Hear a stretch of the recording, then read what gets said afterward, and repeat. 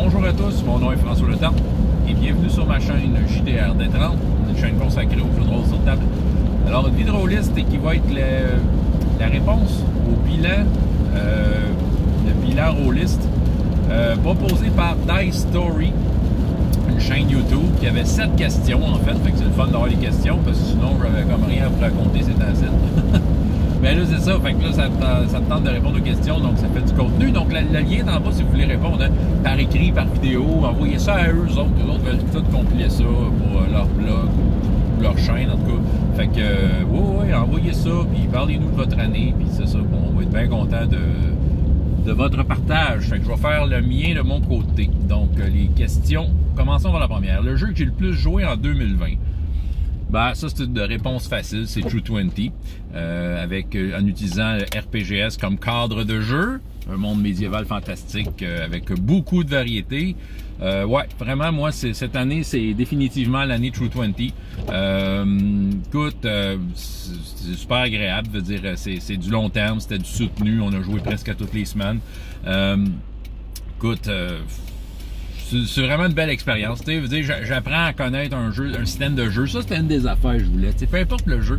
Tu sais, je pense que dans le long terme, ça faisait longtemps que ça m'était pas arrivé. Tu sais, puis tu sais, de prendre le temps de dire, ok, j'ai envie d'explorer un système de jeu. Puis je le fais avec True 20. Tu sais, puis je vous en parle dans mes vidéos. Je vous parle de mes expériences, de quelle façon j'approche le jeu. Pour ce qui est d'RPGS, ben écoute, pour moi, c'est un projet que j'avais depuis longtemps, puis qui s'en va vers sa complétion bientôt. Fait que, tu sais, je veux dire, je vais pouvoir dire mission accomplie de mon côté. Écoute, j'adore RPGS. Je trouve que pour faire du jeu de rôle, je pense que c'est suffisant. C'est comme, ça tombe vraiment dans ma zone confort de jeu de rôle. Tu sais, je veux dire, il y a suffisamment d'infos pour me donner la couleur, mais je peux faire vraiment ce que je veux avec. Tu sais, fait que c'est ça. C'est vraiment, ça tombe vraiment dans ma zone de confort. Tu sais, je suis pas un gars qui crée complètement ses mondes. Mais quand c'est trop détaillé un monde non plus, je suis pas capable. Fait que, tu sais, l'entre-deux se trouve avec une affaire qui ressemble à RPGS. Fait que, ouais, c'est vraiment définitivement ça. Ma découverte de l'année 2020, ben écoutez, c'est pas mal Petit 6. Un autre jeu que je vous parle souvent aussi, Petit 6. En fait, c'était ma surprise de l'année. Je m'attendais pas que le système des 6 me surprenne cette année. Le système des 6 qui est né avec Star Wars est vraiment comme un de mes systèmes fétiches. C'est comme un de mes systèmes préférés de tous les temps. Mais, tu sais, je filais pour le voir approcher différemment. Puis Petit 6 est arrivé avec pas mal de solutions que je trouve intéressantes. J'en suis encore à l'explorer, à l'expérimenter. Mais, tu sais, chaque expérience que je fais, ça me satisfait, tu sais, OK, il y a de quoi que j'aime à travers ce jeu-là, puis je trouve que, tu sais, c'est un jeu qui est assez modulable pour changer des aspects sans briser comme la mécanique.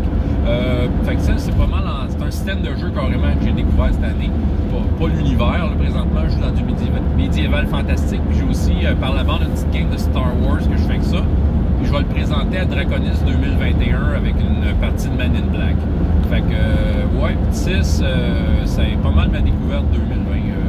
Vraiment très, très heureux. Je m'attendais pas à avoir, comme je dis, je m'attendais pas à avoir du nouveau pour le système des 6. Puis pour moi, tu sais, ça a ravivé ma flamme pour ce système-là, tu sais. Troisième question, un effet positif du confinement en 2020. Ben, c'est pas compliqué, j'ai juste plus joué. Tu sais, surtout quand... Ben, tu sais, surtout, j'ai été un 3 mois à la maison, là. Puis, ce 3 mois-là, ben, soudainement, là, je m'ouvrais à plein de parties, comme ça faisait longtemps que c'était pas arrivé.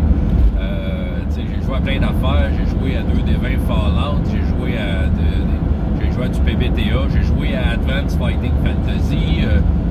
Tu sais, j'ai joué... On a fait des jeux de rôle de super-héros, on a fait... J'avais True 20, RPGS évidemment, tu sais, c'est ça. Puis tu sais, à un moment donné, j'avais quelques games par semaine. Fait que ça m'a permis de jouer. Je pense qu'il n'y a rien de plus à dire que ça. À un moment donné, j'avais le temps, j'avais l'occasion, je l'ai fait tout simplement. Fait que c'est pas mal ce que j'aurais de plus à dire sur l'effet positif du confinement. Jeu que je veux plus jouer en 2021. Le jeu que j'ai envie de plus jouer en 2021, OK? Avoue que c'est pas une question facile j'ai pas tant de plans, mais je vais quand même donner des réponses parce qu'il y a des affaires dans l'air. Ben, je vais nommer premièrement Nanochrome 2, un jeu du Grumpf. Pourquoi? Ben, j'ai eu une offre. Puis j'ai eu une offre, j'ai entendu parler d'une game qui se partait, puis ça m'intéresse, c'est un jeu du Grumpf. Puis tu sais, c'est du cyberpunk sur les bords, fait que là, tu sais, il y a de quoi qui se trame. Fait que tu sais, clairement, oui, j'ai le goût. Écoute, coureur d'orage, ben, j'ai commencé puis j'ai pas fini. En fait, c'est mon projet d'école secondaire sur l'heure du dîner qui a commencé et qui a jamais fini. Puis que c'est ça, tu sais, j'avais à peine commencé à faire des games. Puis sérieusement, tu sais, ça me permettait, là, je voyais à travers ça une façon d'exploiter le système puis voir qu'est-ce qu'il valait. Puis, tu sais, les quelques premières parties que j'ai fait, j'ai eu beaucoup de fun à maîtriser ça. Mais je l'ai pas vu assez. J'ai à peine fait 3 petites séances. Fait que, tu sais, j'aimerais ça que ce projet-là reprenne. On verra ce qu'il va y avoir par la suite. Peut-être ça va prendre, peut-être ça ne prendra pas. Tu sais, je ne veux pas me faire d'idée. Mais coureur d'orage, j'ai envie d'y toucher. Stellar Adventure, je l'avais parlé il y a quelques semaines.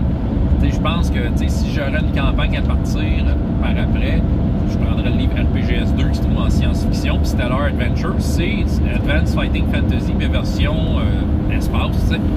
Puis, tu sais, ça me permettrait de rejoindre plein d'intérêts, là, de jouer à un système de défis fantastiques avec la science-fiction pour changer, puis RPGS. Bon, tu sais, il y avait toutes sortes d'affaires. Fait que c'est sûr que ça c'est haut dans la liste. Je dirais le seul frein à ça, c'est à quel point je vais être disposé à mettre du temps là-dessus. Sinon, il y a un jeu, écoute, qui me fait de l'œil dans ma bibliothèque. Il faudrait juste que je le lise. Il me fait de l'œil parce que je le trouve beau, il m'attire. Il s'appelle La Frontière. C'est un jeu, c'est un mélange de post-apocalyptique sur une autre planète que la Terre.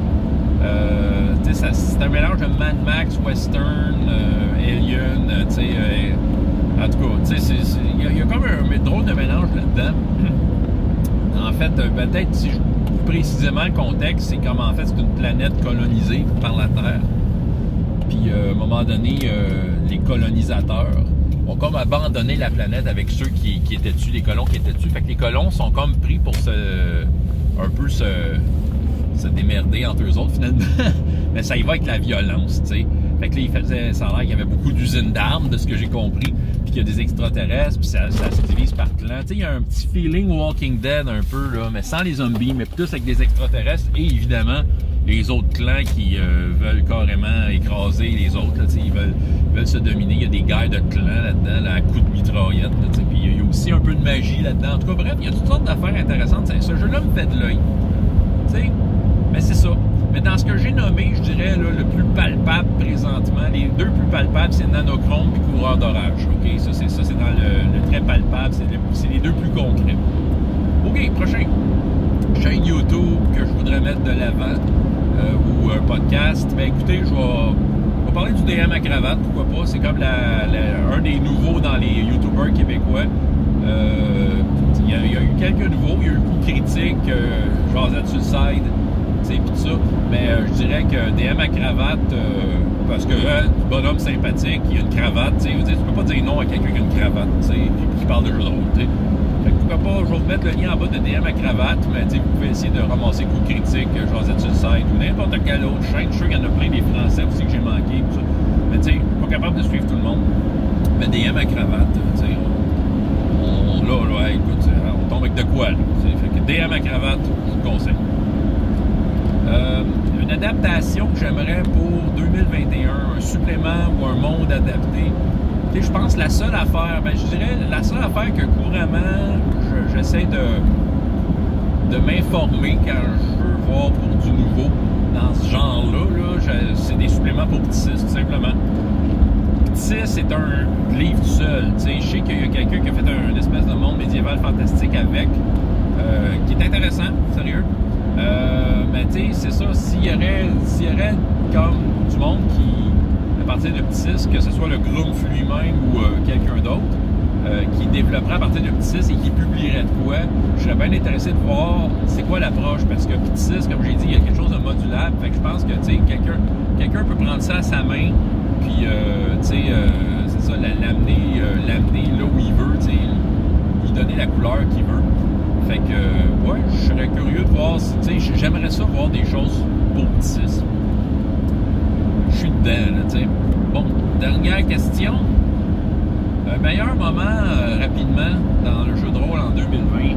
Rapidement, ben, ce sera pas rapidement, premièrement, là. Mais, ben, écoutez, je pense que j'ai eu des moments jeux de rôle enfant cette année qui ont été extraordinaires. Je pense que c'est ça. Je pense que, tu sais, oui, j'ai eu des moments jeux de rôle à tous les niveaux qui ont vraiment été mémorables, mais tu sais, je pense que faut que je revienne souvent aux expériences que j'ai eu avec les enfants. Avant le confinement, il y avait eu Draconis 2020. Écoute, la partie d'Hero Kids qu'on avait faite, c'était hilarant. Il y avait même Laurent de Rome qui était dans ma game. Puis c'est ça, qui était l'adulte de la game. Puis il y avait des enfants, écoute, des idées folles qui me sortaient. Ils essayaient d'éviter des nuages de pètes de dragons en se cachant dans un baril. Puis ils avaient fait des trous. Puis il y était une gang, à chacun avec des bras sortis pour essayer de faire des choses. En tout cas, c'était hilarant. Tellement, tu sais, je leur avais demandé de dessiner-moi ça, là, ça n'a pas d'allure. Ils m'ont fait le dessin. Puis écoute, c'était drôle, là. Ensuite de ça... ben c'est sûr, si je vais plus récemment, je veux dire, dans l'entre-confinement, là, entre le moment où c'était déconfiné et qu'on a retombé en confinement, ben j'ai réussi à faire quelques parties avec des enfants, avec ma fille, les enfants de Radburger et d'autres. On jouait à Hero Kids, puis écoute, c'était enlevant. On a fait 2 games, mais écoute, j'ai déjà hâte en 3e, j'ai déjà hâte qu'on puisse reprendre ça parce que j'ai du fun, j'ai du fun. L'excitation est là, les idées incroyables que les enfants ont, faut les suivre là-dedans. Là, Hero Kids, il faut vraiment sortir du cadre pour rendre ça intéressant. Puis je l'ai réussi à le faire. Je pense qu'il y a de ça. C'est sûr que mes 2 autres garçons, j'ai commencé des games de jeux de rôle. Encore là, c'est ça. Je pense que mes beaux moments 2020, c'est une mention honorable à tout ce que j'ai fait avec les enfants cette année. Là. Du gros plaisir sale. Bon, OK. Ouais, fait que ça serait ça, en fait, mon bilan rôliste cette année. Fait que je vais vous laisser là-dessus. Puis j'espère que vous allez répondre, si ça vous tente, évidemment. On n'est pas forcé, mais regardez, c'est le fun de se faire un petit bilan puis de parler de ce qu'on aime à travers ces charmantes questions. François Letard du JDR Détrante. Et jusqu'à la prochaine fois, ayez autant de plaisir dans la vie que dans les jeux. Au revoir.